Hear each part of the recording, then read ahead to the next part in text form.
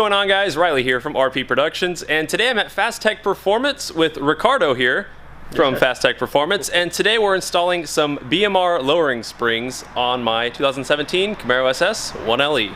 So Ricardo, go ahead and tell us a little bit about these springs. Why would someone pick these over, I guess, iBox or any other lowering spring out there?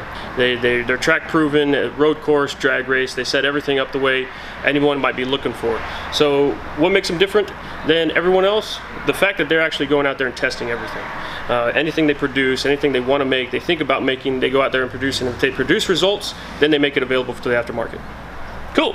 And then these springs are like a what, 0.75 drop in the front and about 1 inch in the back? Yeah, on a magnetic ride like the 1LE is, you'll get about a 0.75 drop on the front and about a 1 inch on the rear. Now if you have a non-magnetic ride, then you'll get about a 1 inch on the front and a 1.2 in the rear. All right, so let's go ahead and go over the install process. I'll let Ricardo take it away. All right, we'll get started.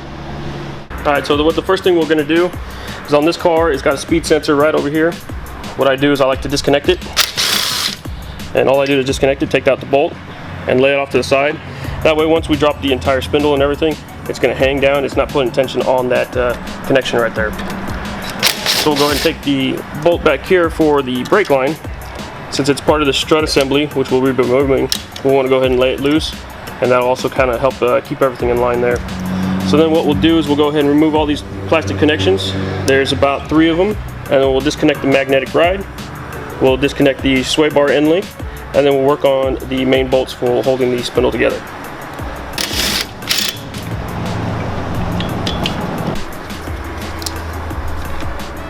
Now this is the connection for the magnetic ride, so all I did was take all the little clips here. I took all those off, and I'm going to do is I'm just going to lay the harness off to the side, so that way when we take the strut assembly off, it's not putting any tension on there. So I'll do is this last connection over here, same thing. Similar plastic clip, and this is for the speed sensor. We'll disconnect that and lay it off to the side too. Got our brake line disconnected, our sway bar end link sitting off to the side. So what I'll do is I'll take these 2 bolts out, or loosen these nuts, and I have to hammer on this end to get the bolt out, and then we'll go ahead and drop the spindle from there.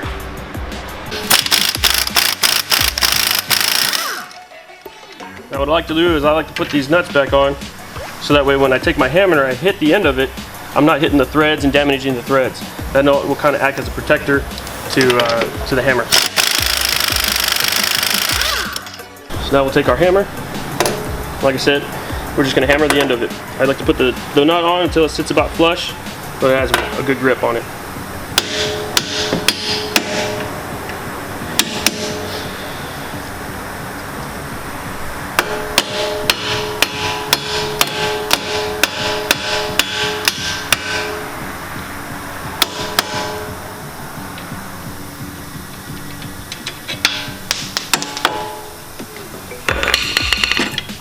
Now the reason you want to use a hammer to knock them out is because these splines on here, they kind of act as teeth when they're set in place.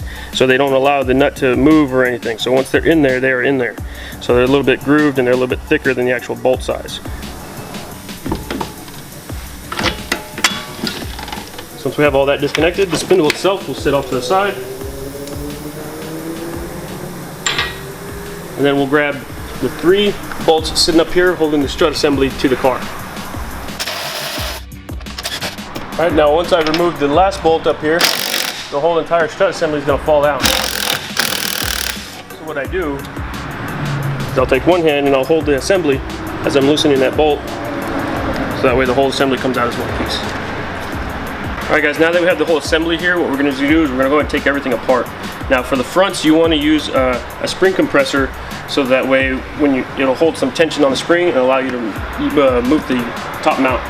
So what we'll do is we'll go ahead and take this little cap off here, and when we take that cap off, it's going to expose the nut to the strut itself.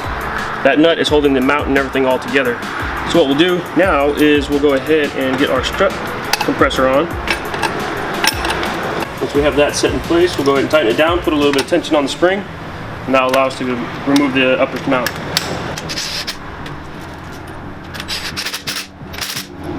Now they've got a little bit of tension, we'll go ahead and remove the upper mount.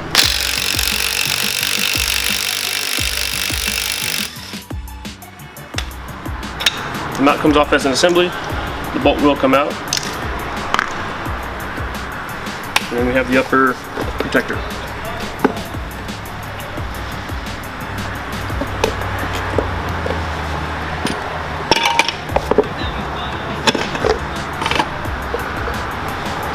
And then we'll take the entire spring, we'll lay it off to the side. Alright guys, now here we have the factory spring and we have the BMR spring. As you can see, there's a couple more coils in this one. So the coils actually allow it for a little less tension, which allows the drop in the car and still allows for that smooth ride. So what we're going to do is we're going to go ahead and take this spring and we'll mount it in the same location as the factory spring. What I like to do is I like to clean this area out a little bit. It collects a little bit of dust, a little bit of rocks, so I like to clean it out, make sure we have a nice surface. Then we'll take our spring and we'll line it back up into the factory location. We'll put our spring compressors on, compress that spring a little bit, and we'll go back together with it.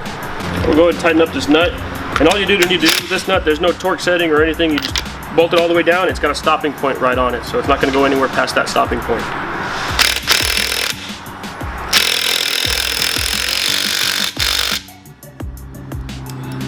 So now that we have that in place, I'll take our spring compressor.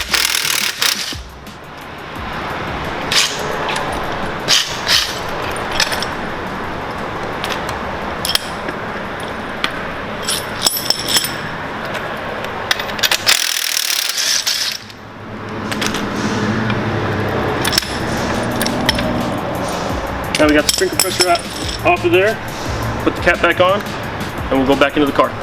Alright guys, now when you're going back together with the strut, you want to make sure you remember where these alignment pins are.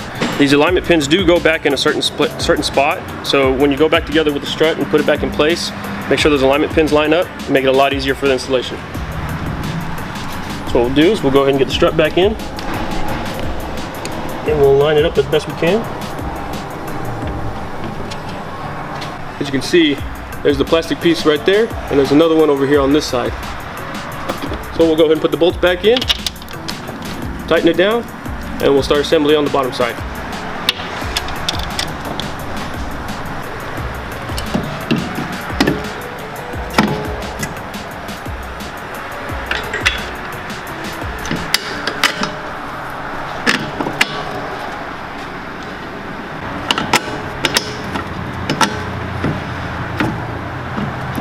Now that we got those bolts in place, what I'm going to do is I'm going to take the hammer and I'm going to hit this side a little bit, drive those splines in place so that way it locks into the knuckle, and then I'll go ahead and tighten it down with an air impact.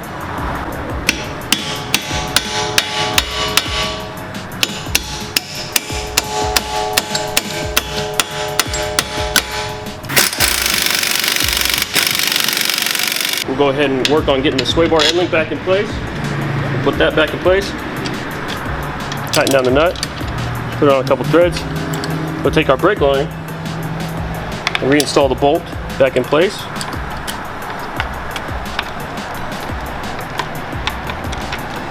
We'll take our speed sensor and do the same thing.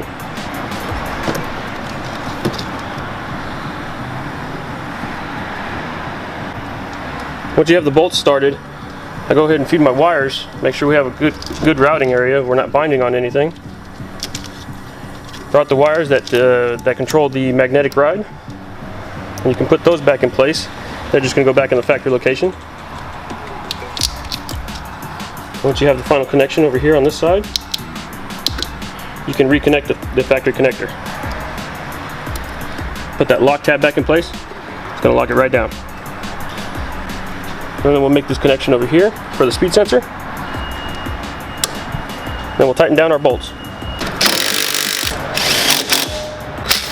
Alright, now that we have everything tight, we'll double check everything by hand, and then we'll move on to the rear.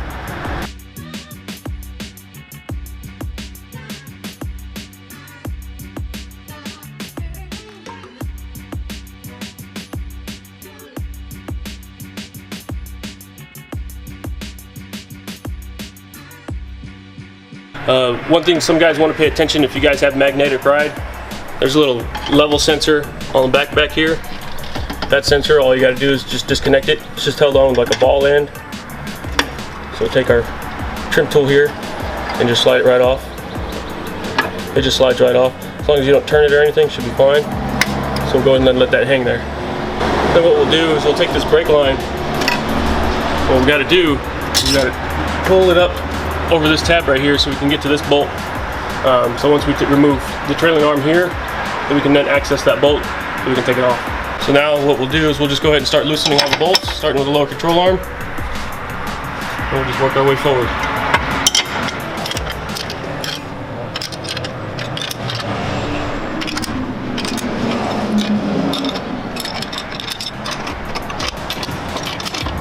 Now what we'll do is we'll go ahead and remove the trailing arm so we can access the lower control arm bolt. Makes it a little easier on this side so we can pull the bolt entirely out.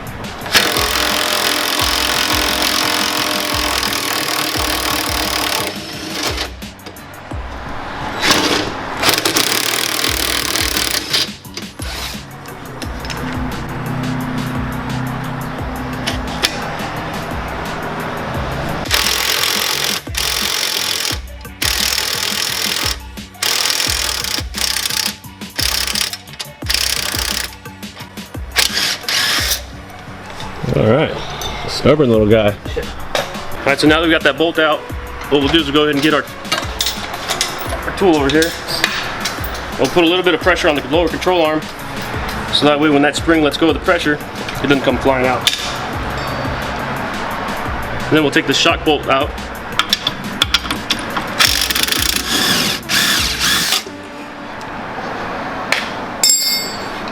And from there we can let the pressure go out of the jack, and that'll allow the control arm to come down. From there, grab the spring, pull it right out. Alright guys, now here we are. We have the new spring in place. I got the top mount rubber seal up against it, and what I'm going to do is I'm going to make sure that it fits in the correct spot. Now you can tell this one's a little loose. We want to have a nice firm fitment, so we'll try this other side. This one's a little snugger than the other one.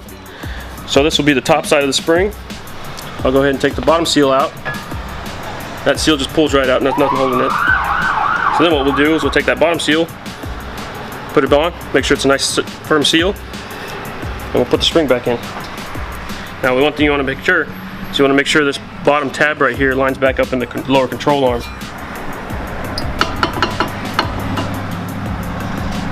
It goes to the back side of the control arm. So it sits right there. So then what we'll do is we'll take our jack and put everything back in place.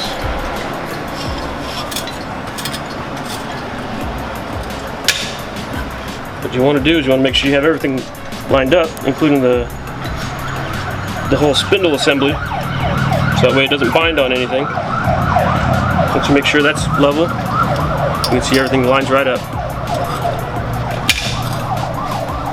Lower shock bolt, and this bolt we took out a little earlier, we're going to go ahead and put it back in reverse order, so that way in case we ever have to tear the suspension back apart again, it makes it a lot easier.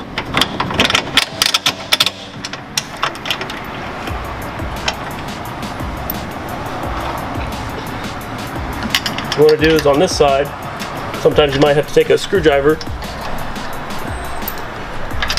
sometimes you might just have to line up that hole a little bit. Once you get it started there, and then take your socket, the back side,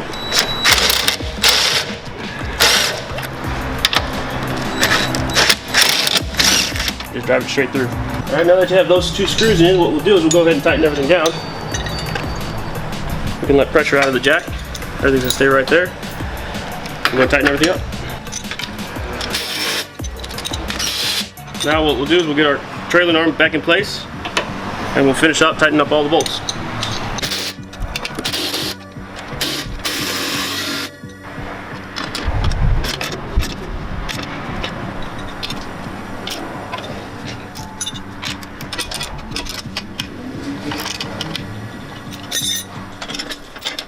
And that's the rear suspension. So I just thought it should be noted that that whole entire install without any editing was about 20 minutes for the rear section. So you can, I guess, expect to take what, 20 minutes, and then the fronts are a little bit longer, maybe 30. They're about 30 minutes a piece. So you're looking at hour and a half, 2 hour install.